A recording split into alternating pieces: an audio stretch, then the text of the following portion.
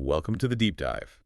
So, if you're scrolling through real estate apps right now, dreaming about sipping coffee on a mountain deck in perfect 70-degree weather, this one is definitely for you. Oh, absolutely. The classic postcard view. Right. But today, our mission is to look past that postcard and understand the actual day-to-day realities of retiring in the North Carolina high country. We're unpacking a 2026 relocation guide by Teresa Overcash. She's a real estate broker with Realty ONE Group, and she brings 30 years of experience, over 10,000 closings, and get this $3 billion in team sales. She definitely knows her stuff, and her data paints a very clear picture here.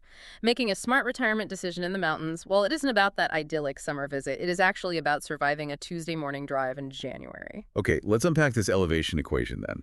Because according to her guide, your altitude basically dictates your daily reality.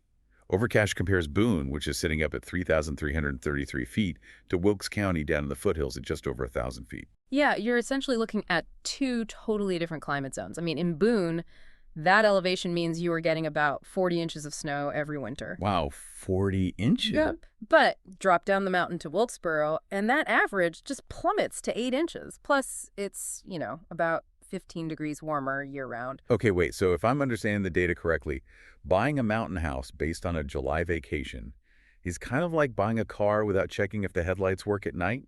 Does this mean every retiree up there has to buy a heavy-duty four-wheel drive truck just to go get milk? Well, what's fascinating here is that it's not a blanket rule. In higher elevation towns, like Boone or Banner Elk, having a true four-wheel drive vehicle is essentially a non-negotiable safety tool for those steep, icy inclines. Right, that makes sense. But down in Wilkesboro, the foothill winters are mild enough that your standard front-wheel drive sedan handles the season perfectly well. Which is a huge relief for a lot of people. Yeah. But that icy driveway isn't just about grocery runs, though. What happens if you slip on that ice? Because the guide points out a huge difference in medical access. Like, Banner Elk is only 3 minutes from Cannon Memorial, but it's a 25-bed critical access hospital. Exactly, and that term critical access is really crucial to understand. It means they can stabilize you in an emergency, sure, but for serious cases or major surgeries, you are getting put in an ambulance or a helicopter and transferred out. Oh, wow. Yeah. Contrast that with Boone or Wilkesboro, where you're just 5 minutes away from full 117-bed hospitals. As a retiree, you really have to match your zip code to your medical chart. Yeah, and match it to your budget, too. I mean, North Carolina is a massive draw since it exempts Social Security from state taxes. But then I saw the hidden costs with insurance. Yeah. Here's where it gets really interesting. We assume a bigger house costs more to insure, right? That's a logical assumption, yeah. Right. But a modest cabin up at 4,500 feet can actually cost you more in premiums than a massive house down in Wilkesboro. How does a smaller footprint equal a higher premium? Because insurance companies aren't just looking at the replacement cost of your living room. They are pricing in emergency access and wildfire zoning.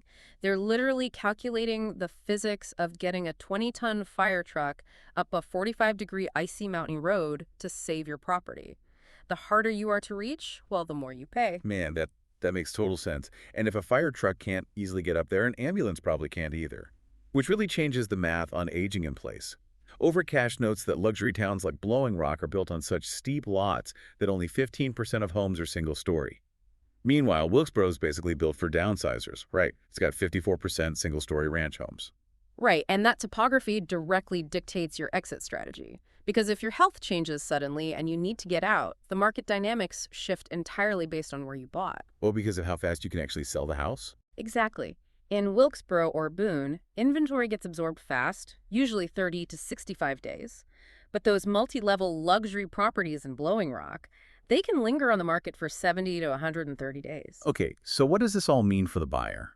Is it actually safer, strategically, to buy the cheaper, flatter house in a foothill town like Wilkesboro, purely for the resale speed, even if you can afford the luxury of Blowing Rock? I would say yes. Resale liquidity, meaning the ability to sell quickly without having to heavily discount the price, is arguably the most critical safety net for retirees. If your health plans shift suddenly, a house that sits on the market for 4 months becomes a massive financial anchor. Wilkesboro just gives you agility. So finding your perfect mountain retirement really boils down to matching your budget and your medical realities to the right altitude. Exactly. A home should serve you in your retirement, not trap you when the weather turns. So true.